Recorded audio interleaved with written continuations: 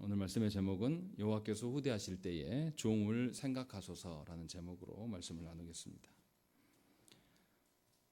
아무리 순전한 성도라고 할지라도 하나님께서 주신 사명을 온전히 다 이루고 살아가기는 늘 부족하고 미약한 것이 우리의 존재입니다.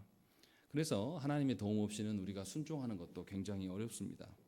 문제는 하나님의 도우심이 과연 우리가 추정하고 기대하는 바와 같은 것인가라는 점이에요. 우리가 하나님의 도우심을 늘 말합니다. 그런데 실상은 하나님이 돕고 계시는데도 불구하고 하나님의 도우심이 전혀 깨달아지지 않을 때가 많습니다. 왜냐하면 우리가 생각하는 하나님의 도우심과 하나님이 우리를 인도하심은 다른 것이라는 거죠. 그런 점에서 우리의 인생에서 하나님이 계시지 않을 것과 같은 그런 상황들이 많이 연출이 됩니다. 또 성경에는 도무지 우리가 이해할 수 없는 사건들이 많이 있습니다. 그 본문 중에 하나가 오늘 본문이에요. 오늘 본문에 보면 이해가 되지 않는 게 굉장히 많습니다. 일단은 이 아비가일이라는 여자가 자신의 남편을 무시하고 다윗에게 동조하고 있는 것도 이해가 안 되는 것이고, 또 나중에 나발이 죽고 나자 다윗이 아비가일을 아내로 맞이하는 것도 이상하고, 또 이 여인도 선뜻 바로 수긍하면서 다윗에게 가는 것. 그럼 처음부터 두 사람이 바람난 것이 아닌가라는 생각이 들 정도로 지금 본문을 보면 이해가 되지 않는 구석들이 굉장히 많습니다. 왜 그런가? 우리가 하나님의 인도하심의 의미를 잘 모르기 때문이라는 것이죠. 우리가 하나님의 인도하심을 기대하는 것과 하나님이 우리를 인도하시는 것은 차원이 달라요. 그래서 우리가 하나님께 물어야지만 하나님의 도우심을 알 수가 있는 것이거든요. 그런데 하나님께 묻지 않는 자는 하나님의 도우심의 그 방향과 하나님의 도우신 대로 끌려가지 않습니다. 순종하지 않아요. 그냥 언제나 자기 이야기를 하는 것이죠. 오늘 본문에서 이제 드러나는 것은 도대체 무엇인지 우리가 말씀을 통해서 찾아보시면 좋겠습니다. 본문의 분량이 상당히 많으니까요. 빨리빨리 넘어가겠습니다. 1절에 보시면 사무엘이 죽었다라고 되어 있습니다. 사무엘이 누굽니까? 이스라엘에서 하나님께서 세우신 선지자예요. 누구보다도 하나님께서 하나님의 뜻을 가장 잘 아는 자이고, 또 그가 이스라엘의 왕을 세운 자입니다. 그런데 사무엘의 책무는 두 가지예요. 사울을 세운 것과 다윗을 세운 것이에요. 그런데 사울을 세웠기 때문에 사울을 또 폐위시켜야 될 의무도 갖게 된 자입니다. 그런데 그 사무엘이 죽었다라고 되어 있는 것입니다. 그러면 뭔가 사건이 일단락되고 있다라는 뉘앙스를 주고 있다는 것이죠. 두 왕을 세웠는데, 사무엘을 통해서 기름 부어서 세웠는데, 한 왕이 가짜고 하나님 앞에 바르지 않고 진짜 왕이 세워져 있고, 근데 이제 이 왕이 끝나가고 있다라는 것, 이미 끝났다, 종결되는 것을 확인해 주기 위해서 사무엘 선지자가 죽었다라고 이렇게 이야기를 하고 있습니다. 그러니 이제 사울의 왕권도 거의 끝나가고 있음을 이제 보여주고 있는 것이죠. 그런데 뭐라고 되어 있냐면, 온 이스라엘 무리가 모여 그를 두고 슬퍼하며 라마 그의 집에서 그를 장사했다라고 되어 있습니다. 그런데 그 뒤에 뭐라고 되어 있냐면, 다윗이 일어나 바란 광야로 내려갔다라고 되어 있습니다. 사울에 대한 이야기는 없고 다윗이 거기서 일어나서 바란 광야로 갔다라는 것이죠. 다윗은 도망자거든요. 그런데 온 이스라엘에 모인 곳에 모이면 잡혀 죽을 수가 있어요. 그런데도 불구하고 다윗이 그곳에 있었던 것으로 추정이 됩니다. 그래서 장사한지라 그 다음에 다윗이 그곳에서 일어나서 바란 광야로 내려갔다라는 거예요. 그러면 온 이스라엘이 다 모인 장소에 더군다나 이스라엘의 선지자가 죽었단 말이죠. 이스라엘의 선지자가 죽었으면 누가 반드시 와야 됩니까? 이스라엘의 왕이 와야 되는 게 정상이라는 것이죠. 그런데 다윗이 아무런 해를 입지도 않고 그 자리에서 일어나서 바란 광야로 갔다라는 것은 누가 안 왔다는 것입니까? 사울이, 왕인 사울이 그곳에 오지 않았다라는 것을 보여주고 있는 것입니다. 무슨 말입니까? 하나님께서 세우신 직분자는 하기 싫어도 해야 될 때가 있어요. 그것이 고통스러운 것이죠. 자기가 상황이 좋고 자기가 할만해서 성도로 살아가는 자는 사실은 아무도 없습니다. 우리 다 신앙생활을 해나갈 때에 할만하고 해서 쉬워서 신앙생활 하는 사람은 거의 없습니다. 더군다나 직분자는 더더욱 그래요. 설교자가 설교단에 쓰는 것이 자신의 육적인 컨디션이 좋든지 나쁘든지 상관이 없어요. 무조건 써야 됩니다. 이것이 직분자에 주어진 하나님의 사명이에요. 그런데 이 사울은 왕권을 그렇게 활용하고 있지 않습니다. 하나님 앞에서의 왕권이 아니에요. 물론 사울 입장에서 사무엘이 좋겠습니까? 싫죠. 왜냐하면 사무엘이 이미 앞에서 밝혔어요. 뭐라고 했습니까? 하나님께서 당신을 버렸다. 다시는 내가 당신을 보지 않겠다. 라고 이야기를 했어요. 그랬음에도 불구하고 이스라엘의 왕이라면 자신의 뜻대로 다스리는 자가 아니고 하나님의 뜻을 받아서 통치하는 자예요. 그래서 이스라엘 왕 옆에는 항상 누가 있어야 한다고 했습니까? 선지자와 제사장이 있어야 될 것들을 늘 말씀했어요. 그런데 이 사울은 자신이 사무엘과 좋은 관계가 있지 않기 때문에 그곳에 오지 않는다라는 것입니다. 그러니까 공적인 자리를 사적으로 남용하는 것이죠. 이것이 사울이 왕권을 대하는 태도다라는 것을 볼 수가 있어요. 마찬가지입니다. 하나님께서 우리를 성도로 부르심은 공적인 하나님 나라의 한 일원으로서 우리를 부르신 거예요. 우리를 개인적으로 신앙생활을 자꾸 개인적인 것으로 치부하는 것이 한국교회의 흐름입니다. 그러나 우리는 결코 개인이 아니에요. 우리가 나가서 살아갈 때도 우리는 교인으로 성도로 살아갑니다. 우리가 그렇게 생각하지 않아도 하나님은 우리를 그렇게 간주하시고 그렇게 부르셨어요. 그러니까 세상에 나가서 성도답지 않게 살아가는 것에 대해서 하나님은 반드시 우리에게 책임을 물으실 겁니다. 하나님 심판하신다라는 것이죠. 그런데 수많은 그리스도인들이 교회 안에서만 주여 할 뿐이지 세상에 나가면 본인이 그리스도인으로 살고 싶지 않아요. 그래서 세상 사람들과 똑같이 섞입니다. 그래서 뭐라고 말합니까? 술 마시는 게 구원과 상관없지 않느냐. 담배도 필 수 있는 것이고 내 상황에 따라서 뭐 이것도 하고 저것도 할 수 있는 거 아니겠는가 라는 것이 우리 시대의 교인들의 고민이에요. 그래서 성도들이 정말로 말도 안 되는 고민들을 하는 거예요. 교회 안에 세상의 음악이 들어와야 되냐 말아야 되냐 이런 고민들. 이게 하나님의 영광과 무슨 상관이 있습니까? 그런데 우리는 그런 고민들을 한다는 것이죠. 왜 그렇습니까? 하나님이 주신 자신의 정체성으로 살지 않는다는 것이죠. 사울이 그런 모델이에요. 이것을 지금 우리에게 보여주고 있는 겁니다. 물론 사울이 하나님의 부름을 받았고 분명하게 왕의 직분도 받은 자입니다. 그런데 과연 그가 하나님 부르신 대로 살았는가라는 것에 대해서는 부정할 수밖에 없는 것이죠. 누가 사울처럼 살고 싶겠습니까? 누가 사울처럼 사는 그런 모습을 보면서 저것이 성도다라고 말할 수 있겠습니까? 그럴 수 없다라는 것이죠. 이것이 지금 1절 안에 그대로 나와 있는 겁니다. 그러니까 지금 뭔가 잘못되어져 가고 있고 진짜 왕이 누구냐라는 걸 보여주는 것입니다. 진짜 왕은 누굽니까? 다윗이에요. 왕권에 아직 오르지는 않았어요. 그런데 다윗은 선지자의 장래에 참여하고 있습니다. 자신이 있어야 될 곳에 있어요. 목숨을 걸고 온 거예요. 우리는 아무 생각 없이 읽을 수 있지만 다윗은 목숨을 걸고 그 자리에 가 있는 겁니다. 잘못하면 이스라엘 백성들에게 붙잡혀서 사울에게 넘겨질 수도 있습니다. 그런 상황에 놓여 있는 것이죠. 그런데도 그곳에 있다라는 것이 성경의 기록입니다. 그런데 우리가 긍정적으로 봐야 될 것은 뭐냐면 사무엘이 죽은 것은 사무엘의 역할이 다 했다라는 거예요. 사울 가짜 왕이 이미 하나님께서 폐위하시고 이제 더 이상 의미가 없다라는 것이고 다윗이 이제 진짜 왕으로서 서고 있다라는 것을 우리에게 보여줍니다. 그 증거들이 이제 계속 이렇게 나와 있는 것입니다. 그리고 이제 2절부터 오늘 우리가 말하고자 하는 사실 스토리 이야기가 쭉 나옵니다. 다윗이 어디에 가 있냐면 갈멜이 있다라고 다윗이 아니라 지금 사건의 진상이 되어지는 갈멜에 나발과 아비가일이라는 사람이 있다라고 설명합니다. 이 갈멜은 갈멜산의 갈멜이 아닙니다. 지명만 같을 뿐이지 다른 곳이에요. 헤브론 근처에 있는 지역으로서 사울이 아말렉과의 전투에서 이기고 나서 기념비를 세운 곳입니다. 그러면 그 땅에서는 누가 인기가 높겠습니까? 당연히 사울이 인기가 높죠. 사울이 그 땅에 와서 아말렉으로부터 그들을 싸워서 이겨줬기 때문에 그리고 기념비도 있는 곳이기 때문에 사울이 지배하는 영토 중에서 사울의 인기가 많을 수밖에 없는 그곳입니다.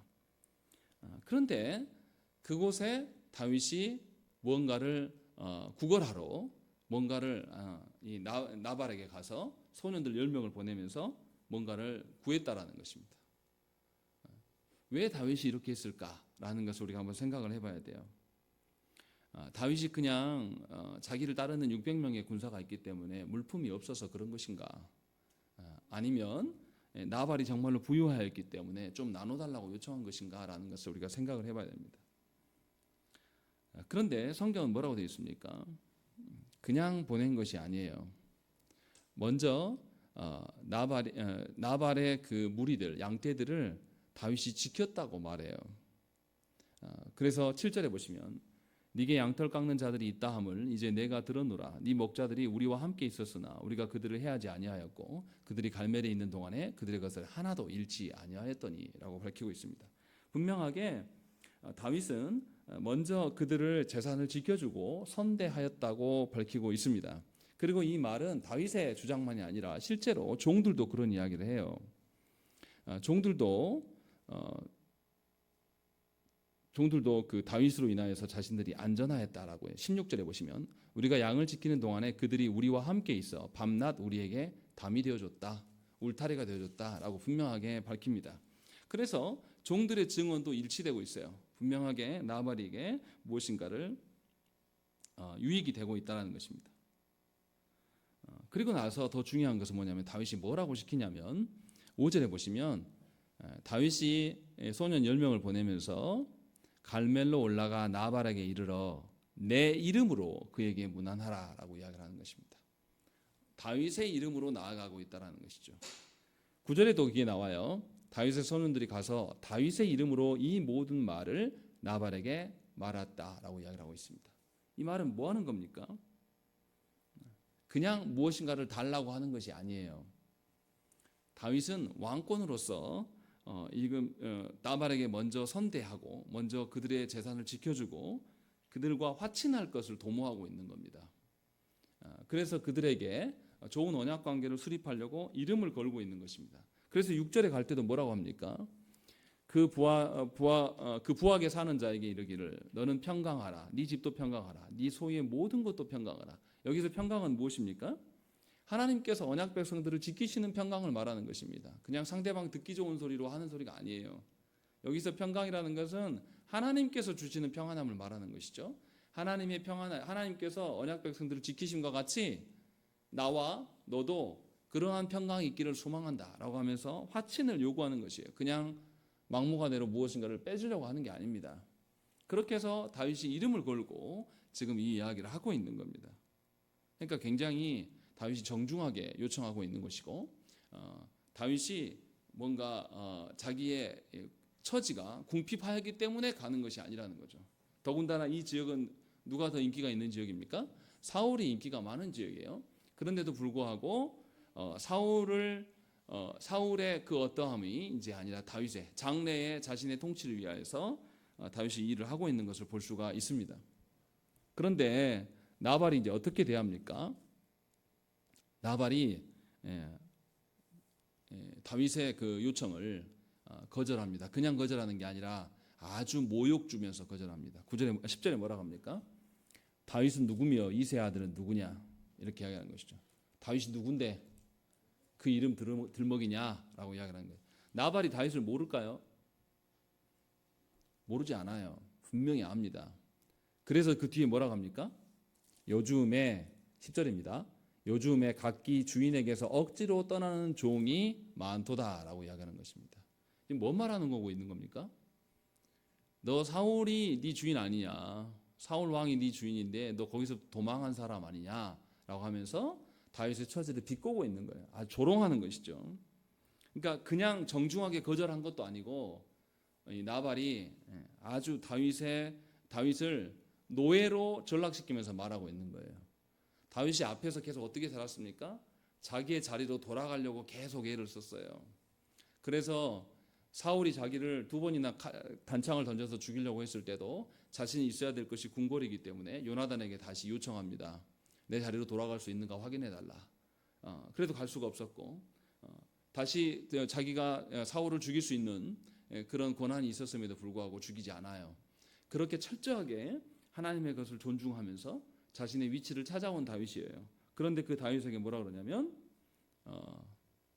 요즘에 종들이 주인에게서 떠나는 경우가 많다라는 이야기를 일부러 하는 것입니다. 그러니까 완전히 깔보고 무시하는 겁니다.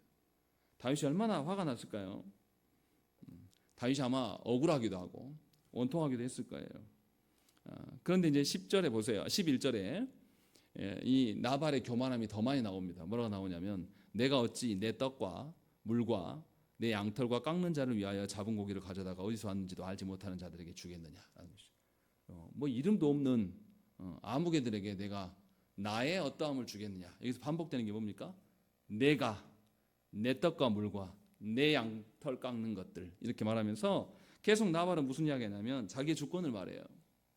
네가 왕이라고 할지라도 내 주권을 건드릴 수 없어 라는 뉘앙스로 계속 반복하는 것입니다. 그렇게 지금 계속 이야기를 하고 있는 거죠. 그러니까 다윗이 얼마나 그 모멸감을 느꼈겠습니까? 자신이 기름 부음을 받았지만 어느 누구에게도 인정받지 못해요. 계속 떠돌이의 삶을 살고 있고 이것이 한두 번이 아니라 계속 반복됩니다. 사람이 그러지 않습니까? 무엇인가 한 번 잘못한 것이 있는데 그것을 가지고 계속 사람들이 주위에서 그것을 가지고 물고 늘어져요. 한 번도 하는 게 아니라 반복적으로 그것으로 나를 멸시해요. 그러면 견디기가 힘든 것입니다. 그래서 사실은 누구를 용서한다는 게 쉬운 이야기 아니거든요. 그래서 다윗이 지금 그런 상황에 놓여 있는데 이것을 지금 자꾸 건드리는 거예요.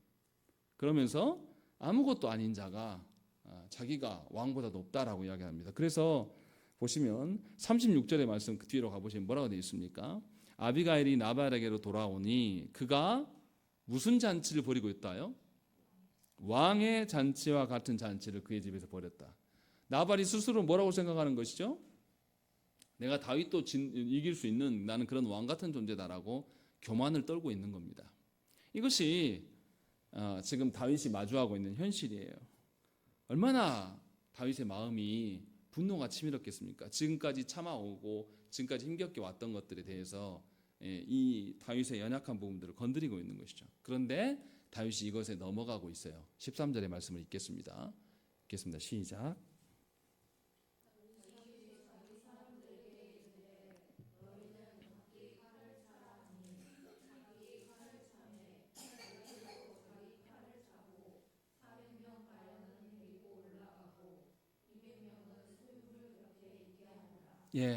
사무엘 저자가 의도적으로 칼을 3번이나 이야기합니다. 각기 칼을 차라, 각기 칼을 차매, 다윗도 칼을 찼다라고 계속 이야기하고 있는 것이죠. 우리가 앞에서도 보았지 않습니까? 다윗이 아히멜렉 제사장에게 골리앗의 칼을 요청하였을 때 그가 판단이 어떻게 됩니까? 판단이 흐려집니다. 왕은 무력으로 왕권이 세워지는 자가 아니에요. 언약 백성의 왕은 더더욱 그렇습니다. 그런데 다윗이 지금 흔들리고 있어요. 그러면서 이 나발을 칼로 단숨에 제압하려고 합니다. 이것이 다윗이 빠지는 함정입니다. 언약 백성의 왕이라면 기름 부은 왕이라면 자신의 백성, 하나님 주신 백성을 죽이면 됩니까? 안 됩니까? 문제가 생기는 거예요. 지금 다윗이 왕 위에 올랐습니까? 못 올랐습니까? 못 올랐어요. 못 올랐는데도 불구하고 이방 사람들 적군을 죽인 것이 아니라 동족을 가서 도륙냈다라는 소문이 퍼지면 누가 다윗을 왕으로 인정하겠습니까? 아직 왕이 오르지도 않았는데 이런 위기에 빠져 있는 것입니다. 그래서 굉장히 위험한 순간이 다가온 것이에요.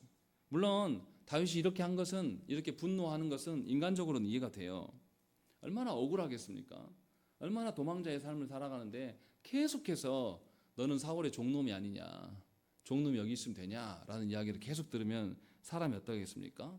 우라통이 터지거든. 저 같아도 그랬을 것 같아요. 저 같으면 그냥 칼 차라 이런 말 안 하고 그냥 가서 칼로 다 도륙 내버렸을 것 같아요. 혼자 가도 충분히 했을 것 같습니다. 그런데 이것은 하나님께서 인도하심과 전혀 상극이에요. 하나님이 인도하시는 방향과 전혀 맞지 않습니다. 나발과 같이 교만하고 허접한 자 때문에 하나님이 주시는 왕권이 무너져 내리면 안 되는 것이죠. 그런 위기 가운데 지금 놓여 있는 것이죠.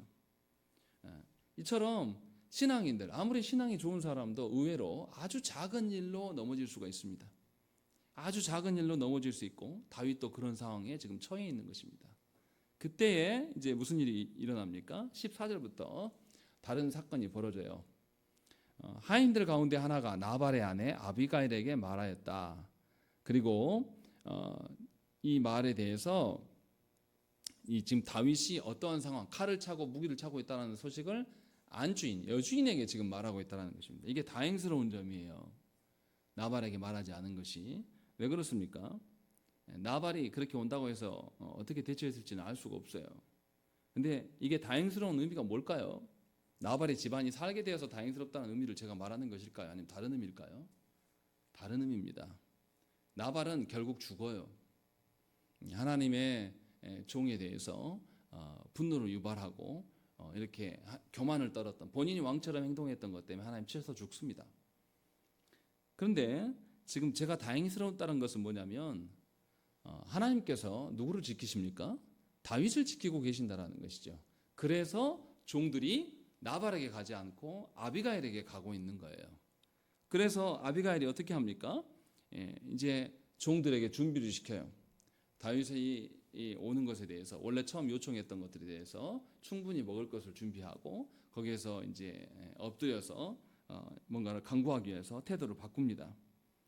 21절과 22절 말씀 보시면 다윗이 얼마나 분노했는가를 보여줍니다. 다윗이 이미 말하기를 내가 이 자의 소유물을 광야에서 지켜 그 모든 것을 하나도 손실이 없게 한 것이 진실로 허사라. 그가 악으로 나의 선을 갚는도다. 내가 그에게 속한 모든 남자 가운데 한 사람이라도 아침까지 남겨두면 하나님은 다윗에게 벌을 내리시고 또 내리시기를 원하노라 하였더라라는 것이죠. 다윗이 지금 어떻게 하려고 한 것이죠? 나발의 집안을 다 도륙내려고 한 것입니다. 이거 어떤 사건이 생각납니까? 사울이 어떤 성읍에 있는 자들을 싹 진멸해버리죠. 누굽니까? 제사장의 아히멜렉 제사장이 다윗에게 떡을 주고 또 골리앗에 창을 준 것에 대해서 사울이 나중에 알게 되고 높 성에 있는 제사장의 성읍이죠. 제사장들을 다 도륙내고 제사장의 가족들까지 싹 진멸하는 사건과 닮아 있습니다. 그러니까 다윗이 지금 굉장히 위험한 상황 가운데 빠져 있는 거예요. 왕으로서 해서는 안 되는 이야기들, 그 일에 지금 노출되어 있는 것입니다. 그런데 하나님께서는 이 다윗을 지켜내시기 위해서, 왜냐하면 다윗을 하나님 나라 일꾼으로 보기 때문에, 하나님 나라의 백성으로 간주하기 때문에 그것을 지키시려고 하는 거예요. 다윗의 입장에서는 하나님이 뭘 지켜줬으면 좋겠습니까? 우리가 다윗이라고 생각을 해보세요. 우리를 열받게 하는, 나에게 지금 내가 너무 위태롭게 살아가고 있는데, 이게 지금 나만 위태로운 게 아니잖아요. 자기를 따르는 600명의 군사들도 위태롭고 이 600명의 군사들의 처자식까지 다 달려있는 목숨의 상황인데 나를 조롱해요. 그럼 얼마나 화가 나겠습니까? 우리 같으면 뭐라고 하겠어요?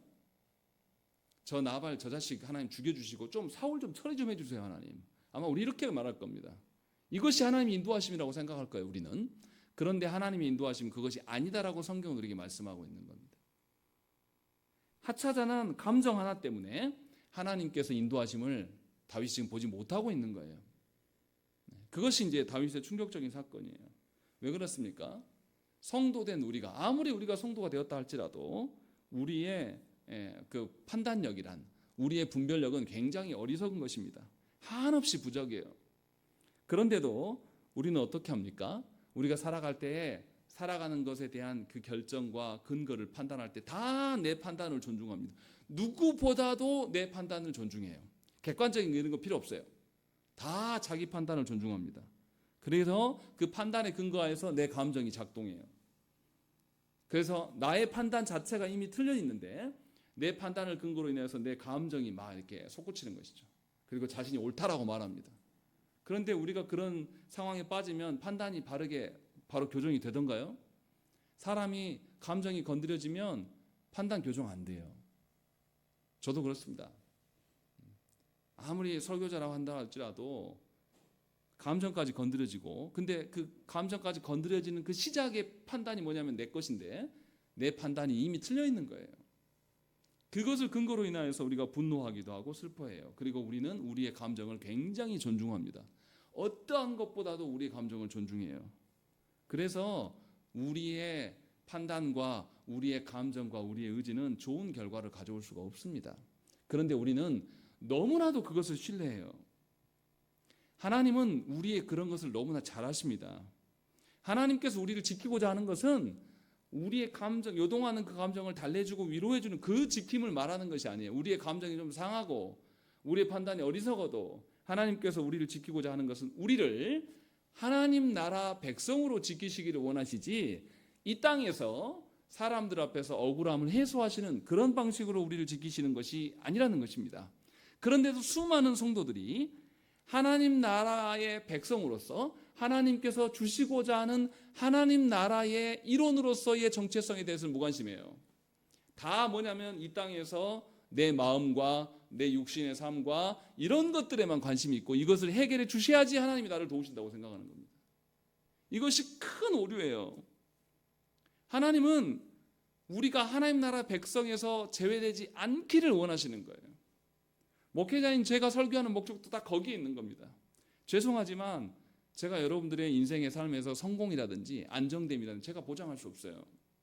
저는 그냥 하나님께 맡기고 있는 것이고 하나님이 보장해 주신 안정이 우리의 기대치보다 적을 수 있습니다. 하나님이 보장하시는 육신의 삶에 대한 안정이 우리가 생각보다 훨씬 낮을 수도 있어요. 그러나 하나님이 그렇게 하시라면 우리는 그렇게 해야 됩니다. 그 안에서 살 수 있어요. 하나님께서는 우리를 그렇게 지키셨는 거죠. 그래서 하나님께서 어떻습니까? 내가 억울하고 내 감정이 상하고 막 이래도 하나님은 내 그것을 치유하시는 것이 아니라 하나님 나라의 이론으로서 벗어나지 않게 하시기 위해서 우리를 막으시는 하나님이시라는 것이죠. 지금 그것을 하고 있는 거예요. 그래서 하나님이 다윗의 감정을 달래주지 않습니다. 하차자는 여자를 들어서 하나님이 쓰셔요. 당시의 여인은 아무것도 아닌 존재예요. 그냥 재산의 목록에 포함되는 정도의 죄송하지만 그렇게 대접을 받았어요. 당시에. 그런데 그 여인이 나와서 다윗 앞에 말 타고 칼을 들고 이렇게 오고 있는 다윗 앞에 딱 엎드려서 빕니다. 엎드려서 23절 보시면 아비가일이 뭐라고 합니까? 다윗을 보고 급히 나귀에서 내려 다윗 앞에 엎드려 그의 얼굴을 땅에 대니라 라고 되어 있습니다. 다윗의 감정이 상해 있고 격해 있다는 걸 너무 잘 알죠. 그리고 아비가일이 뭐라고 합니까? 자기가 종이라고 이야기를 해요. 그러면서 24절에 뭐라고 합니까? 내 주여 원하건대 이 죄악을 나 곧 내게로 돌리시고 라고 되어 있습니다. 자신의 책임이라고 이야기를 해버려요. 이 말은 뭡니까? 나발이 그 집안에 필요가 있다 없다. 그러니까 이건 허접 쓰레기다 라고 말하고 있는 거예요. 앞에서 또 뭐라고 그랬냐면 자신이 알지 못했다라고 이야기를 해요. 처음부터 자기가 알았으면 이렇게 안 됐을 텐데 자신이 알지 못한 것이다. 내 죄다라고 이렇게 돌리고 있는 거예요. 그리고 24절에 여종에게 주의 귀에 말하게 하시고 이 여종의 말을 들으소서라고 이야기합니다. 그리고 이제 25절과 26절에 본격적인 이야기가 나와요. 내 주는 이 불량한 사람 나발을 개의치 마옵소서. 그의 이름이 그에게 적당하니 그의 이름이 나발이라. 그는 미련한 자니이다라는 것이죠. 나발의 뜻이 이렇다는 것이죠. 원래부터 이름도 그러지 않습니까? 왕이 상대할 자가 아닙니다. 그리고 여종은 내 주께서 보내신 소년들을 보지 못하였나이다 이렇게 하는 것이죠. 처음부터 내가 주께서 보내신 종들을 내가 마주했다라면 이런 일이 없었을 것입니다 라고 이야기하면서 자기 죄로 돌려요. 아비가일이 죄가 아니죠. 그런데도 이렇게 이야기를 하고 있습니다. 왜 이렇게 하는지 26절에 나와 있어요. 우리 26절 말씀 우리 읽겠습니다. 시작.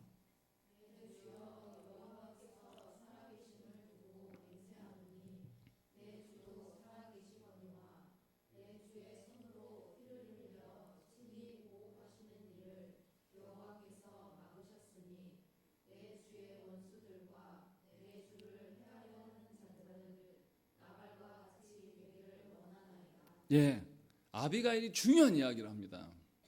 하나님께서 지금 인도하심은 당신의 기분을, 당신의 감정을 풀어주는 것이 아니라 당신이 내 주의 손으로 피를 흘려 친히 보복하시는 일을 여호와께서 막으신 것입니다 라고 이야기를 하고 있는 거예요. 감정이 상해서 감정대로 행하려고 나발의 집안을 도륙내러 오고 있는 다윗을 향해서 하나님이 당신을 지키심은 당신이 왕이지 않습니까? 왕의 손에 피를 묻히지 않는 것입니다 라고 이렇게 말하는 거예요. 그것도 여인의 입에서. 다윗의 심정이 어떻겠습니까? 충격적이었을 겁니다. 충격적이고 내가 정말로 내가 그래도 내가 기름 부은 자라고 생각을 했는데 내가 정말로 허접한 인간이구나 라는 것을 깨달았어요. 분명히 부끄러웠을 거예요. 그리고 내 주의 원수들과 내 주를 해하려는 자들은 나발과 같이 되기를 원하나이다 라는 것이죠. 하나님이 처리하실 거라는 거죠. 그래서 분명하게 그것을 알려주는 겁니다. 보복은 누구의 손에 달려있다? 하나님의 손에 달려있는 것입니다. 우리가 하는 게 아니에요. 이 말을 오해해서 들으시면 안 됩니다. 공동체에서 바르지 않게 악한 일들을 벌이는 자들에 대해서도 방관하라는 그 뜻이 아니에요. 교회는 반드시 치리해야 됩니다. 권징을 해서 바르게 교정을 해야 되는 기관이에요. 그런데 우리 각자가 하나님의 인도하시는 방향이 다른 것인데 우리는 우리의 생각으로 인하여서 하나님이 이랬으면 좋겠다라고 다른 이야기를 하면서 이것에 근거하여서 보복하려고 하는 그런 태도가 있어요. 이게 하나님이 인도하신 거 맞지 않다라는 거, 이게 더 문제라는 거, 더 위험할 수 있다라는 것을 지금 아비가일이 말하고 있는 겁니다. 다윗은 언약의 사람이에요. 하나님 주신 사명대로 움직이는 사람이란 말이에요. 근데 이것을 망각했어요. 자신의 감정 때문에. 그런데 이 아비가일이 이것을 깨닫게 해준단 말이죠. 그래서 다윗이 이제 알게 됩니다. 아, 내가 하나님의 세우신 지도자이구나 라는 것을 깨닫게 되는 거죠. 다윗이 범죄를, 아비가일이 지금 말하고 있는 것은 단지 다윗의 범죄를 막으려고만 하는 것이 아니에요. 분명하게 다윗에게 무슨 이야기를 하냐면 28절 보시면 주의 여종의 허물을 용서하여 주옵소서. 여호와께서 반드시 내 질을 위하여 든든한 집을 세우시리니 이는 내 주께서 여호와의 싸움을 싸우시며 내 주의 일생에 내 주에게서 악한 일을 찾을 수 없음이니이다 라고 이야기하는 것이죠. 다윗의 장래가 어떻게 될 것이다 라까지 아비가일이 대신해서 하나님의 섭리를 말하고 있는 겁니다. 다윗, 당신은 앞으로 왕으로 살아갈 텐데 당신의 앞에 이 일까지도 하나님의 섭리에 의해서 이루어질 자입니다 라는 것을 알려주고 있는 거예요. 당신이 이스라엘의 왕이기 때문에 당신의 계략과 당신의 지혜와 당신의 판단으로 살아가는 자가 아니라 하나님의 다스림으로 인하여서 예비된 자라고 지금 말씀하고 있는 거예요. 이것을 여러분들에게 적용하면 여러분들은 하나님 나라의 성도로 하나님 부르신 거예요. 그래서 여러분들은 다 앞일이 성도로서의 삶으로 다 예비되어 있는 거예요. 그러니까 하나님께서 여러분들을 성도로 지키고 성도로 살아가기를 원하셔서 지키실 거란 말이죠. 그런데 우리는 계속 무슨 일을 하냐면 하나님이 하나님 나라의 백성으로 우리를 대하고 싶어 하시는데 우리는 세상 나라로 살아가려고 하는 거예요. 세상 나라에서 누군가에게 억울한 일을 당하기 싫어하고 세상 나라에서 내가 돈에 대해서 이렇게 짓눌려 살아가기 싫어하고 또 우리 자녀들이 세상 나라에서 잘 됐으면 좋겠고 하나님이 우리를 지키시는 것하고 전혀 다른 이야기만 계속 한단 말이에요. 그러니까 아비가일이 말해주고 있는 겁니다. 당신의 앞날은 당신의 집안과 당신의 모든 것은 하나님께서 일으키실 것이다. 심지어 당신의 원수도 누가 갚으신다? 하나님이 갚으시는 것이다. 당신이 할 것이 아니다 라는 것을 알려주고 있는 것입니다. 그래서 아비가일이 뭐라고 합니까? 31절 말씀을 한번 읽겠습니다. 시작.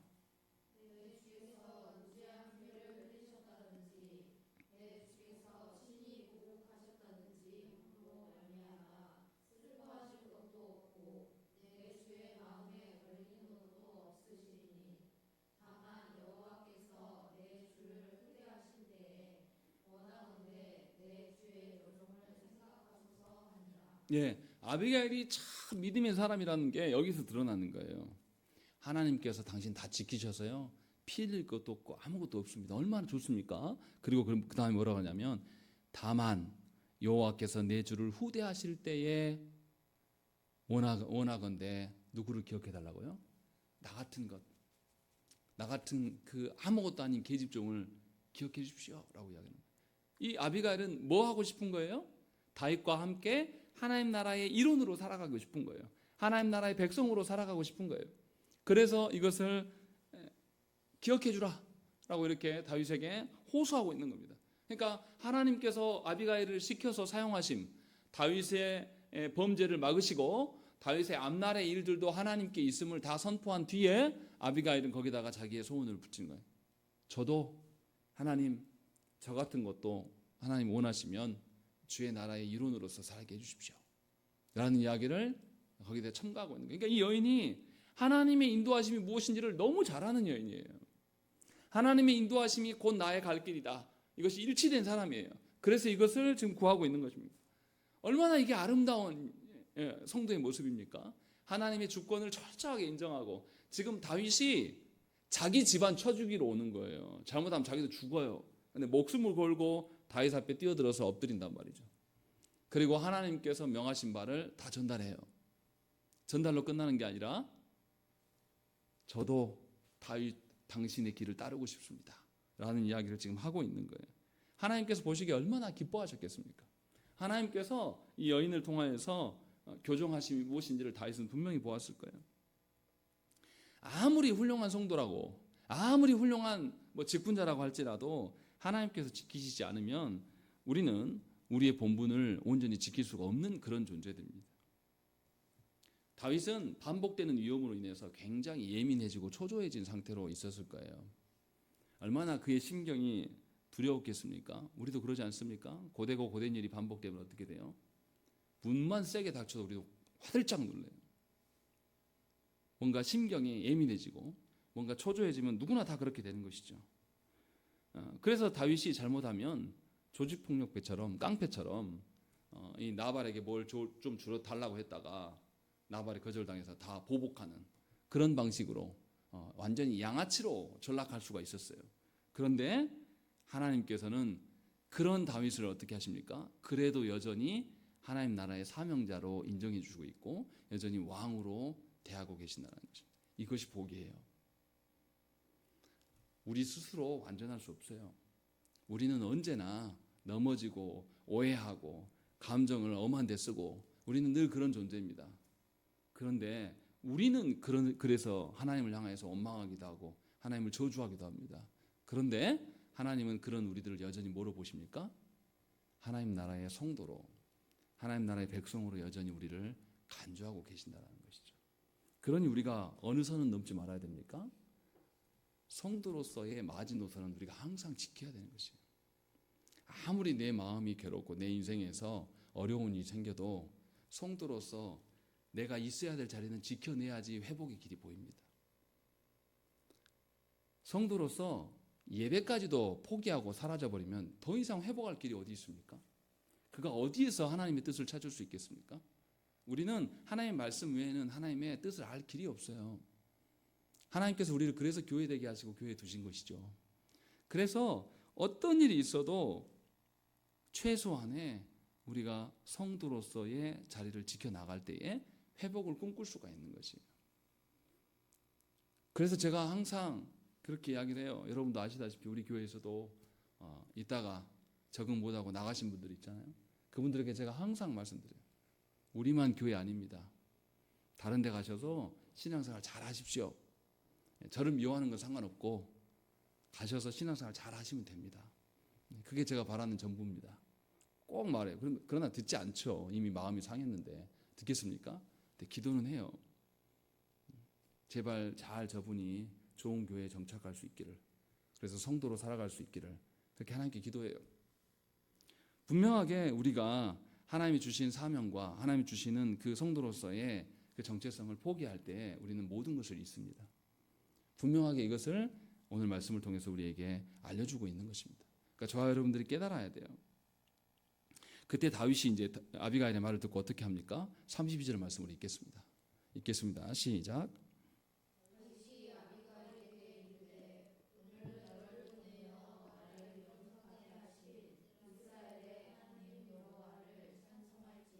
예, 다윗이 놀라운 점이 여기에요. 아비가일을 통해서 자신의 무지함과 자신의 어리석음이 현저하게 드러났습니까? 안 드러났습니까? 드러났어요. 그런데 그것으로 부끄러워하거나 그것에 집중하지 않습니다. 다윗은 뭐냐면 오히려 자신이 깨닫고 보니 하나님께서 아비가일을 통해서 자기를 막으심이 얼마나 귀한 일인가를 알고 하나님께 찬송과 영광을 돌려요. 이게 다윗의 장점이에요. 다윗이 앞으로 범죄하지 않는다는 게 아니에요. 다윗은 앞으로 살아가면서 또 범죄합니다. 우리가 아는 것처럼 큰 범죄를 저질러요.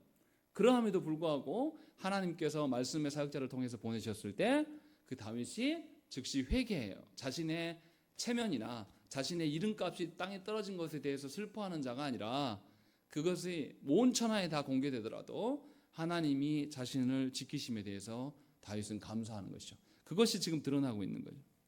그래서 다윗이 온전하게 서 있는 것을, 회복을 지금 보여주고 있는 것이죠. 분명하게 사울은 어떠했습니까? 자신의 뜻대로 되지 않을 때 노베 제사장들과 그의 모든 가족들을 다 몰살했습니다.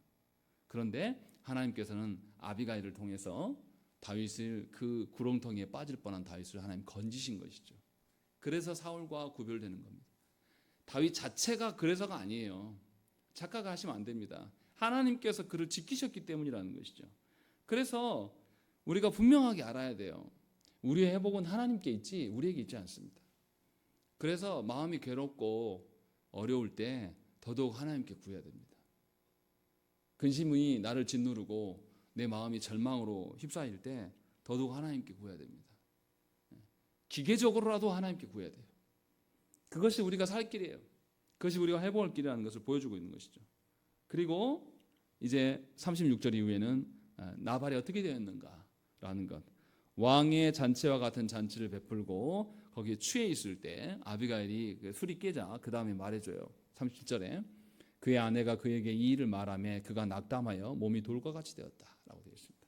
몸이 돌과 같이 되었다는 것을 신비적으로 보실 필요가 없어요. 이것은 하나님께서 그에게 질병을 줬다 이런 뉘앙스로 지금 말하고 있는 것이 아니에요. 구약에서 보면 이런 경우가 많이 있습니다. 스가랴서 7장을 보면 고아와 과부 및 나그네를 압제하고 돌아보지 않는 자의 마음을 금강석같이 굳게 하셔서 하나님 벌하신다라는 그런 구절이 나옵니다. 또 에레미야 5장 3절 말씀에도 보면 회개하지 않는 자의 얼굴을 반석에 비유하면서 돌처럼 굳어지게 하신다라고 말씀해요. 다시 말하면 여기서 지금 낙담하여 몸이 돌과 같이 되었다는 것은 회개하지 않았다는 것이에요. 완고하게 자기 주장만 하는 겁니다.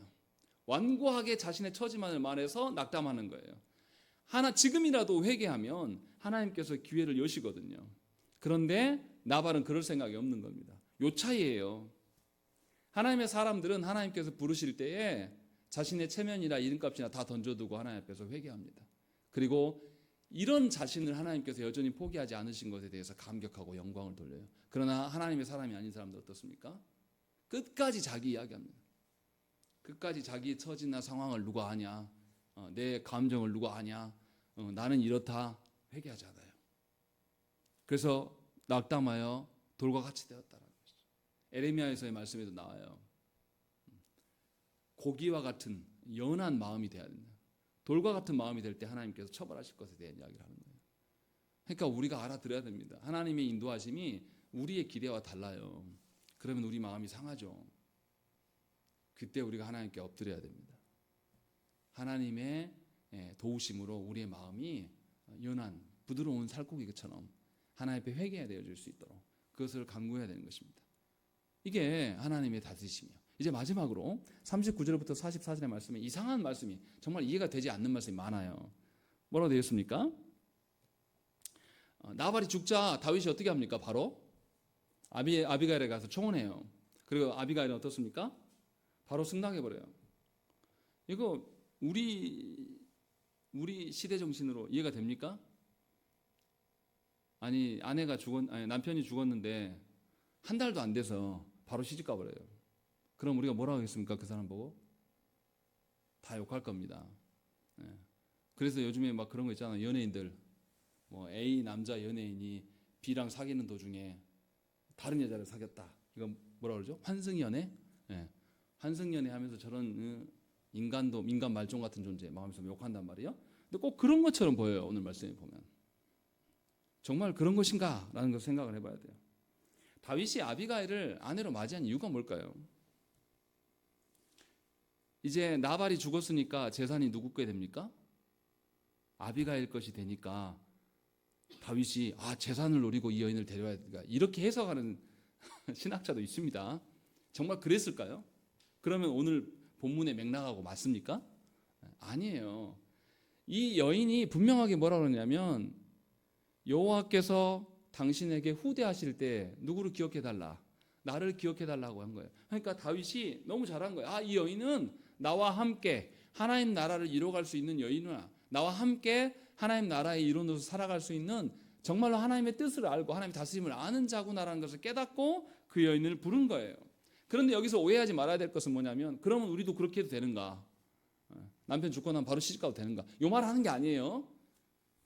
이 지금 성경 속에서 나온 사건들에 대해서 구속사가 이루어지는 과정 속에서 하나님께서 특별히 관여하실 때만 이루어지는 사건이 있습니다. 이것을 일반화시키면 안 돼요. 이것을 우리 시대도 아니 성경에 그랬으니까 나도 그래도 돼. 이렇게 하면 안 됩니다. 왜냐하면 하나님께서 이렇게 직접적으로 관여하시고 역사하시는 것은 구속사에서만 특화된 이야기예요. 우리에게 바로 적용할 수 없는 이야기입니다. 다른 이야기예요, 우리에게는. 그러나 분명하게 본문에서 하고자 하는 이야기는 뭐냐면 아비가일이 하나님의 언약에 대해서 하나님 주신 사명에 대해서 잘 알고 그래서 지혜롭다고 말하고 있는 것이고 그래서 다윗은 그렇게 함께 가기를 원하면서 이제 아내를 맞습니다. 당시의 왕들은 아내를 여러 명 둬요. 그것이 허용되는 시대예요. 우리랑 달라요. 그렇게 똑같이 우리의 눈으로 적용하면 안 된다는 거예요. 그래서 다른 말이 함께 써 있습니다. 뭐라고 되어 있냐면 43절 말씀 있습니다. 43절과 44절 말씀입니다. 읽겠습니다. 시작.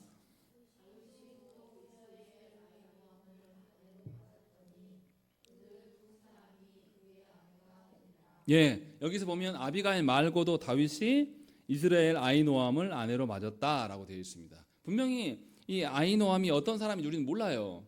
그런데 아마도 같은 맥락으로 아내를 세우지 않았을까라는 생각이 들어요. 그리고 또 다른 사람을 분리시킵니다. 그러니까 다윗의 계열로 들어온 사람이 있고 분리되어 나간 사람이 있다고 말해요. 44절 읽겠습니다. 시작.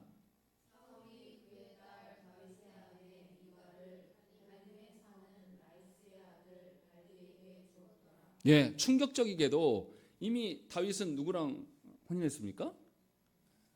미갈, 사울의 딸 미갈과. 그런데 정말로 미갈이 할 수 없이 딴 사람한테 넘겨진 것인지 아닌지를 생각해 봐야 돼요. 뭐라고 되어 있습니까? 44절에 사울이 그의 딸 다윗의 아내 미갈을 발디에게 주었다라고 되어 있습니다. 그럼 미갈이 어디에 있었다는 소리입니까? 사울에게 있었다는 거예요. 다윗을 쫓아 나오지 않았다라는 것입니다. 이해되십니까?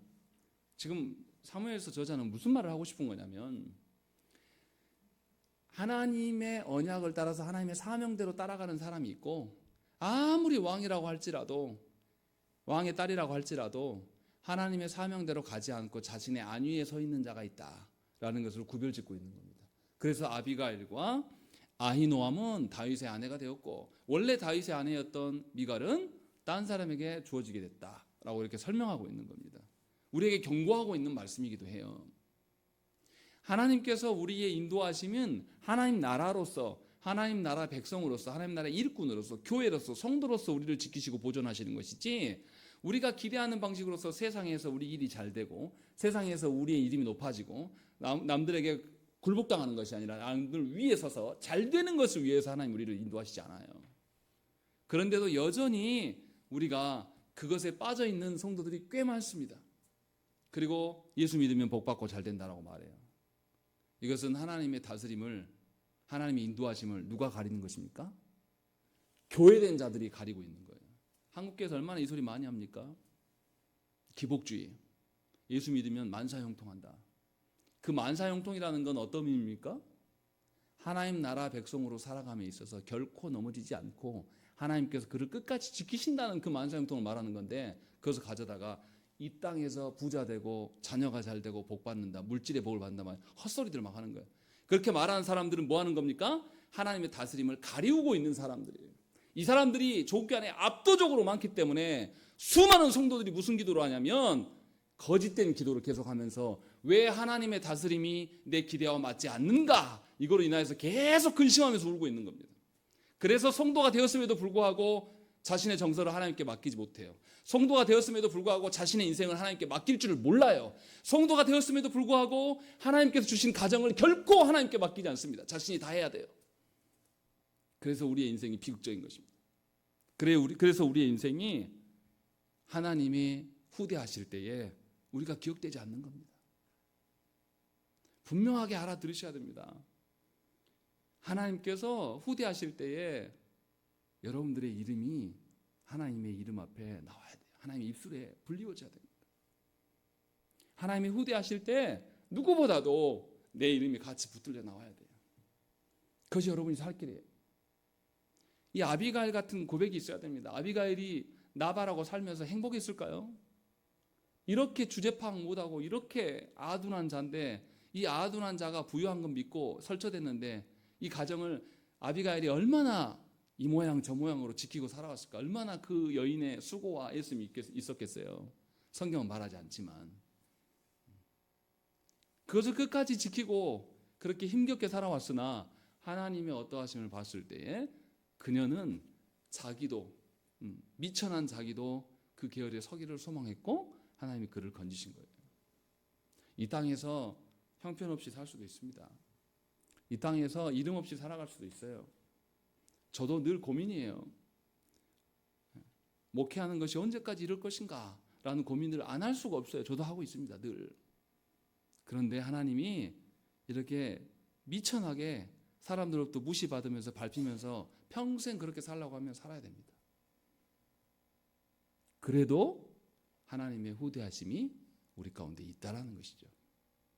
그것이 여러분들의 소망이 되시고 하나님의 인도하심에 붙들리기 위하여서 여러분들의 몸부림치는 인생 되시기를 간절히 축원합니다. 함께 기도하겠습니다.